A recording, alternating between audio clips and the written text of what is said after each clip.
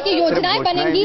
जी चलिए, यहाँ पर कुछ लोग हाथ खड़ा करें। जी आप बताइए, आपका क्या सवाल? ऐसा मैडम, मेरा सवाल ये है कि दोनों ही पार्टियां जनता को बेवकूफ बना रही है, अपने कार्यकर्ताओं को टिकट नहीं दे रही है, दूसरी पार्टी से आने वालों को टिकट दे रही है एक, और दूसरा खुद अपनी पार्टी के जिनको भ्रष्ट करके निकाला गया उनको भी पार्टी ने फिर टिकट दिया। जब अपनी आज तीसरी आम आदमी पार्टी का सुन लीजिए।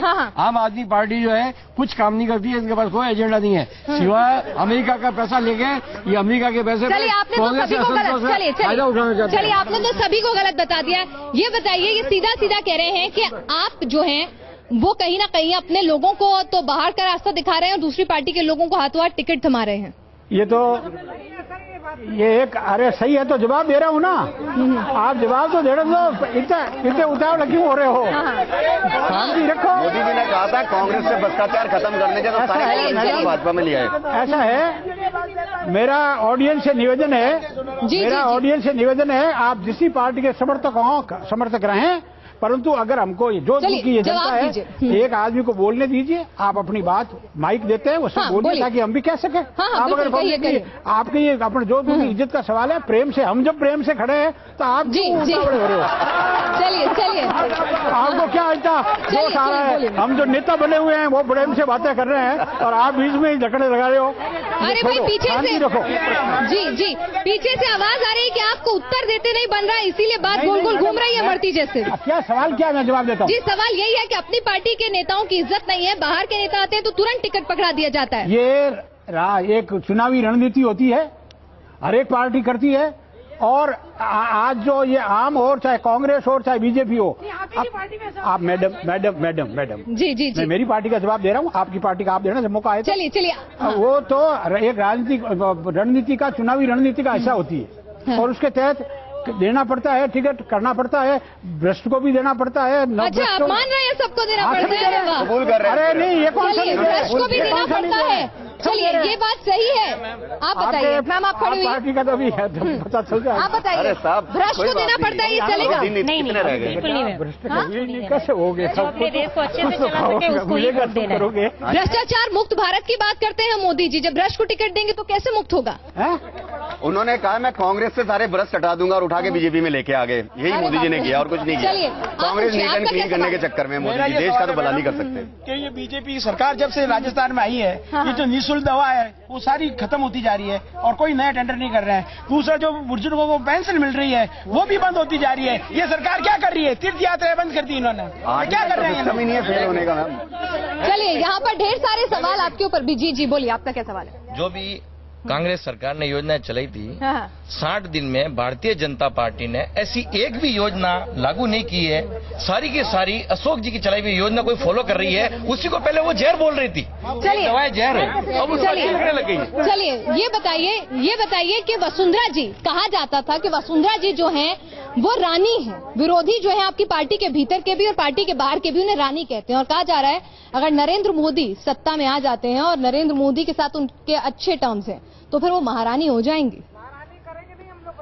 रानी और महारानी तो नाम है, वो जनता की चुनी हुई नेता है। स्वभाव को लेकर भी बातें उनके स्वभाव को जनता ने पसंद किया है। 163 सीटें दी है, राजस्थान की जनता ने दी है, राजस्थान की जनता ने दी है, किसी व्यक्ति विशेष ने नहीं दी है। कांग्रेस विरोधी लहर थी, ये भाजपा के पक्ष में नहीं थी। ये कांग्रेस अगर नरेंद्र मोदी जी बनेंगे तो रिफाइनरी जो राजस्थान जोधपुर का हिस्सा है वो क्या गुजरात ले जाएंगे क्या? बैठिए। चलिए यहाँ पर सवाल ढेर सारे हैं। यहाँ पर एक सवाल आपसे भी, आपकी पार्टी अगर आप कह रहे हैं कि सब कुछ ठीक ठाक है तो कहा जाता है कि सीपी जोशी साहब और अशोक गहलोत के बीच में उलझी रहती है, पता नहीं चलता कि कांग्रेस चला कौन रहा है राजस्थान में। राजस्थान के अंदर कांग्रेस सारे नेता लोग मिलजुल करके चला रहे हैं। सीपी जोशी भी हमारे वरिष्ठ नेता है, अशोक गहलोत जी भी वरिष्ठ नेता है और सचिन पायलट जी हमारे प्रदेश कांग्रेस के अध्यक्ष हैं, वे भी वरिष्ठ नेता है। सभी लोग सचिन पायलट की बात कही है, सब मिलजुल के चला रहे हैं। सभी लोग मिलजुल करके कांग्रेस पार्टी के कार्यक्रमों को क्रियान्वित करने में लगे हुए हैं। सचिन पायलट जी की आपने बात कही, सचिन पायलट जी एक बड़ा नाम है, बड़ा चेहरा है पार्टी का, लेकिन राजस्थान में उतने बड़े तौर से प्रचार करते नजर नहीं आ रहे। अजमेर में बीजेपी ने लग रहा है उनकी घेराबंदी कर दी है, जाट कैंडिडेट उतार। ऐसा नहीं है, सचिन पायलट जी कई सभाओं के अंदर गए हैं, वे दौसा भी गए हैं, वे सवाई माधोपुर भी गए हैं, वे अजमेर भी गए हैं और जहां से वे चुनाव लड़ रहे हैं। और उसके अलावा जयपुर ग्रामीण के अंदर उन्होंने सीपी जोशी साहब के साथ कई सभाओं को संबोधित किया है। देश के कई क्षेत्रों के अंदर, उदयपुर भी गए हैं, हर जगह गए हैं। और आप ये बताइए कि अगर यहाँ पर हम बात करें तो जिस तरह से जाट आरक्षण को मंजूरी दी केंद्र ने, तो आपको लगता है कि जिस तरह से जाट 7 से 8 सीटों पर एक मेजर होल्ड प्ले करते हैं, तो आपके टारगेट 25 में बुजुर्ग का मुद्दा एक दिक्कत कर रहा है, ऊपर से फिर मुस्लिम फैक्टर और बचा कुचा ये जाट आरक्षण देकर उनको लुभाने की कोशिश मुश्किल हो जाएगी। आपको लगता है कि जिस तरह से जाट 7 से 8 सीटों पर एक मेजर होल्ड प्ले करते हैं, तो आपके टारगेट 25 में बुजुर्ग का मुद्दा एक दिक्कत कर रहा है, ऊपर से फिर मुस्लिम फैक्टर और बचा कुचा ये जाट आरक्षण देकर उनको लुभाने की कोशिश मुश्किल हो जाएगी। जाट आरक्षण तो बीजेपी के राज में, एनडीए के राज में ही राजस्थान में दे दिया गया था। राजस्थान के लिए जाट आरक्षण नया नहीं है, ये भारतीय सरकार ने दिया है, जो अभी चुनाव के 1 महीने पहले वो लॉलीपॉप पकड़ाया है। बाकी हमारा तो हमने तो पहले से दे रखा है, राजस्थान में जाट आरक्षण का कोई असर नहीं होगा। जी चलिए, यहाँ पर कुछ जनता के बीच चले जाएं। जो आरक्षण की राजनीति होती है खासतौर से राजस्थान में जातिगत, क्या कहेंगे उसे? मैडम, 89 में वीपी सिंह ने जो मंडल आयोग लागू किया था, वहां हमारी आधी मौत हो गई थी और बची खुची मौत कर दी थी अटल बिहारी वाजपेयी ने सीकर में जाटों को आरक्षण देके। और नारायण सिंह साहब, जसवंत सिंह जी की जिन्होंने इज्जत नहीं की, वो हमारी क्या इज्जत करेंगे? क्यों ये पट्टा डाल रखा है? कुछ तो सोचिए। चलिए, सवाल का जवाब दीजिए।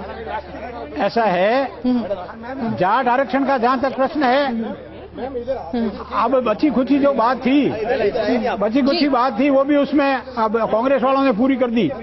आरक्षण जो है वो अपना आप में एक विचारणीय विषय है जिस पर विचार किया जाना चाहिए। चलिए, यहाँ पर कुछ और सवाल आपसे, आप खड़े होइए, ये बताइए कि यहाँ पर आपको क्या लगता है, नरेंद्र मोदी का चेहरा सामने आने से क्या मुस्लिम वोटर कुछ पीछे हटेगा? मेरा सवाल नारायण सिंह जी मानकलाव से है। मैडम कहना चाहती हैं कि पूछ रहे हैं, कहना कुछ नहीं चाहते हम। मेरा सवाल तो वही नहीं है, तो मैडम का सवाल जी मुझे इनके अनुसार बोलना है। नहीं, हमने आपसे पूछा, आपने जवाब नहीं दिया। तो मेरा सवाल मैं नारायण सिंह जी मानकलाव से कर रहा हूँ कि आप अंतर्राष्ट्रीय शख्सियत हैं और हिंदुस्तान की एक बड़ी पहचान है। एक जनता का एजेंडा जो ये हम यहाँ देख रहे हैं, तो एक सिस्टम है, जनता के लिए शासन, जनता का शासन और जनता द्वारा शासन। मैं पिछले 30 वर्षों से ये देख रहा हूँ कि चाहे एनडीए हो चाहे यूपीए हो, ये जनता के शासन पे कहीं खरा नहीं उतरता। उसके लिए मैं एक उदाहरण दे रहा हूँ। जी अभी जो चलिए, यहाँ पर कोई भी पार्टी पूरा नहीं कर रही है आपकी बातों को, इतना लंबा नहीं, और लोगों को भी हमें देखना है। जी बोलिए। हाँ। मैम, ऐसा है कि ये जो आरोप लगा रहे हैं कांग्रेस और आप पार्टी वाले बीजेपी के ऊपर, ये सरासर गलत है। और मैं ये कहना चाहता हूँ मोदी जी के लिए, इस बार मोदी जी खुले तौर पे आएंगे और कोई नहीं रोक सकता उनको। चलिए, यहाँ पर आम जनता के साथ ज्यादा कार्यकर्ता नजर आ रहे हैं। आप पूछिए, आपका क्या सवाल है? मैं ये कह रही हूँ, जैसे आप पार्टी को पहला मौका मिला केजरीवाल जी ने, तो उन्होंने लालच में सीट छोड़ दी, और इन्होंने कभी भी नाम, जैसे हिंदू के नाम से, मंदिर के नाम से, राम के नाम से वोट मांग, इन्होंने कभी भी काम के नाम पर याद नहीं दिलाया। कभी कांग्रेस ने तो हमेशा ये बोला है, मैंने ये करा, मैंने वो करा, तो उसके नाम। यहाँ पर आप मंदिर के नाम पर वोट मांगते हैं, काम के नाम पर नहीं, और मैनिफेस्टो में भी इंक्लूड कर लिया है आपने। आज की तारीख में विकास पुरुष को ये करने की नौबत क्यों आन पड़ी? आज की तारीख में विकास के नाम पर कोई पार्टी वोट मांग रही है तो बीजेपी है। बीजेपी के सिवाय कोई पार्टी नहीं कह सकती जी मैंने काम किया है। और नरेंद्र मोदी का विकास का नरेंद्र मोदी के विकास का मॉडल ही लोगों ने स्वीकार किया है, और इसलिए मोदी को स्वीकार किया। अभी भी जनता को भ्रम में डालने के लिए, डुबाने के लिए, लोगों को गुमराह करने के लिए इन मुद्दों को बार बार उठाया जाता है। कभी राम मंदिर बना देंगे, कभी धारा 370 हटा देंगे, कभी एक सिविल कोड बना देंगे। इस तरह की बातें करके केवल जनता को गुमराह किया जाता है, पर इनकी मानसिकता क्या वो जनता समझती है, और इसीलिए विकास तो सिर्फ मुखौटा है, अंदर राम मंदिर ही बसता है। विकास ही एकमात्र जो है वो एजेंडा बीजेपी ने ही दिया है, और जो विकास, गुजरात का विकास मॉडल है, उसको लेकर ही आज लोगों में मोदी के प्रति एक उत्साह है। अच्छा, चलिए, मोदी के प्रति एक आकर्षण है। मोदी जी आकर्षण के कारण मोदी जी उसी आकर्षण का प्रताप स्ट्रेटेजी से उन्हें काशी भेजा, लेकिन केजरीवाल जी को क्यों दिल्ली छोड़ काशी जाने की जरूरत आ गई? मैडम, उसकी मुख्य वजह थी कि केजरीवाल जी ने जब दिल्ली का चुनाव लड़ा था, तब उन्होंने साफ कहा था कि मैं जहां शीला दीक्षित खड़ी होगी वहां खड़ा हूंगा। उसके बाद में जब नेशनल लेवल की बात आई तो उन्होंने कहा कि जो पीएम कैंडिडेट होगा बीजेपी का, मैं उसके खिलाफ खड़ा हूँ। कांग्रेस का क्यों नहीं? कांग्रेस ने अभी तक डिक्लेयर ही नहीं किया। और वैसे भी अगर देखें, कांग्रेस की युवराज के सामने हमने कुमार भाई को भेजा है, तो ये भी एक व्यवस्था है कि वहाँ से कुमार भाई राहुल गांधी को हराएंगे और यहाँ से केजरीवाल साहब मोदी को हराएंगे। चलिए, गुजरात मॉडल की बात करते हैं। जी। गुजरात मॉडल की बात करते हैं। गुजरात के अंदर पिछले 12 साल के अंदर बच्चों का कुपोषण बढ़ा है, महिलाओं के स्वास्थ्य में गिरावट आई है। चलिए, वहाँ पर कल कारखाने 80,000 से ज्यादा बंद हो गए हैं। ये बातें केजरीवाल के दौरे के बाद याद आई हैं? नहीं मैडम, ये बातें हम बराबर कहते रहे हैं। दुकानें बंद कर ली है, ये देख लीजिए आप। और जो बीजेपी है वहाँ पे मोदी के अलावा कोई फैक्ट्री नहीं है। चलिए, यहाँ पर आपकी पार्टी क्या आपको लगता है? मैं पूरे शहर में जब आ रही थी तो होर्डिंग्स में मोदी जी ज्यादा नजर आ रहे हैं कि राजस्थान में कोई और दूसरा नेता नहीं है? मोदी राजस्थान का क्या, हिंदुस्तान का अच्छा, वो नेता है जिसको लोगों ने खो गई है मोदी जी में। कहाँ पर?